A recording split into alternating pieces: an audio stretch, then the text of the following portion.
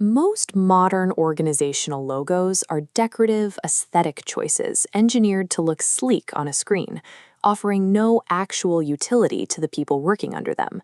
The EYLC Academy identity operates on a completely different logic. It was designed as an engineered information system rather than traditional graphic art. This graphic functions as a rigid diagnostic tool. It maps the 6 sequential stages of a youth leader's journey. Many leadership programs attempt to teach development by isolating specific traits, like communication or confidence, and handing them out as disconnected vocabulary words. Effective leadership cannot rely on standalone buzzwords. It requires a structured, actionable map to connect these behaviors in a highly specific order. This leadership spectrum matrix shows the sheer density of organizational data encoded within that single geometric shape. The system's input logic is straightforward. It takes foundational core values, like passion or empathy, and maps them directly to observable individual behavioral traits. The right column establishes the intended output. By executing the specific trait, the individual generates a unified, measurable impact on their immediate environment. The architectural challenge is taking this complex, tabular data and translating it into a cohesive visual form that someone can instantly recall and use in the field. To understand how the resulting graphic operates, we have to reverse engineer the framework piece by piece, starting with its absolute lowest common denominator. Every sequence of leadership requires an absolute starting point, an internal psychological spark that initiates movement. The EYLC framework defines this first node as passion. This is the internal catalyst required to challenge the status quo, prompting the user to identify the specific issue that moves them enough to demand action. Raw energy is highly volatile. Unchecked passion operating in isolation easily degrades into quick burnout. The sequence immediately requires a mechanical counterbalance to stabilize that initial drive. Empathy serves as that anchor. It forces the internal drive to connect with external human reality, demanding the leader specify exactly who they are attempting to help.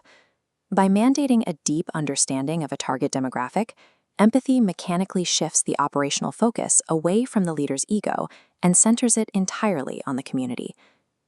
Energetic drive serves no operational purpose unless it is grounded by a rigorous understanding of the people it intends to serve. Once the present reality is understood, the framework's timeline shifts entirely toward future architecture. This third stage is vision. It demands the courage and imagination required to articulate an improved reality out loud, challenging the user to define the exact future they are trying to build. Abstract, grand visions often create apparitional friction. Communicating a distant, idealized future to a team rarely results in immediate, unified execution. A translation mechanism must bridge the gap between grand ideas and concrete tasks. Clarity provides this discipline. It is the strict stripping away of all strategic distractions to identify the absolute, immediate next step required to move forward. Clarity demands that the leader stops discussing the final destination and precisely communicates the single physical action required today. Possessing a vision without a precisely communicated sequence of immediate steps is merely theoretical architecture. Theoretical plans inevitably collide with real-world friction. Systemic failure is a mathematical certainty when attempting to execute a new strategy. The fifth node is growth. This represents the necessary operational elasticity to learn from failure and adapt to new information when the original plan breaks down. This adaptation must happen under strict constraints. The leader must adjust their tactics without ever abandoning the core vision defined earlier in the sequence. The previous 5 stages serve strictly as a preparatory mechanism. They ensure the final phase is aimed at the correct target. Action is the culminating component. It is the sustained, kinetic effort where theory finally meets reality in the arena, asking what is actually being done today. Without physical movement today, the entire preceding sequence remains dormant. Environmental impact occurs strictly through sustained kinetic execution. The framework exists to guarantee that execution is deliberate rather than reactive. When assembled, the framework becomes a system of mechanical checks and balances. Tension B highlights that passion unanchored by empathy yields destructive ego. Tension A shows vision without action is a daydream, while tension C proves action without clarity wastes energy.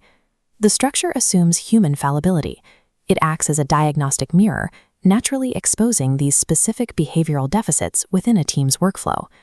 True leadership relies on mastering the volatile synthesis of competing forces, balancing all 6 of these components simultaneously. The true utility of the design lies past the colorful exterior nodes. The final component is hidden entirely in the negative space.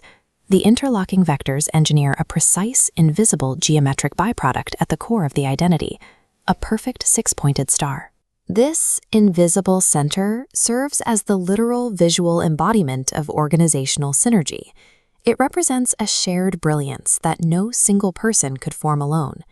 This central spark is entirely dependent on the structural integrity of the perimeter. If even one of the 6 nodes is removed or misaligned, the star immediately collapses. Isolated individual traits are inherently limited. The emergent collective property of the unified group possesses exponentially more potential energy. The ultimate goal of the curriculum is to engineer this highly specific, shared brilliance, prioritizing collective output over solitary perfection. The mechanical posture of the 6 individual vector figures within the completed logo dictates the flow of this generated energy. Each figure maintains a specific inward geometric connection. One arm explicitly links toward the center, contributing to the internal structural alignment and building community strength. The secondary arm of each figure breaks the closed loop of the circle, extending permanently outward into the surrounding space. This dual-directional posture results in a massive macroscopic impact on the surrounding environment.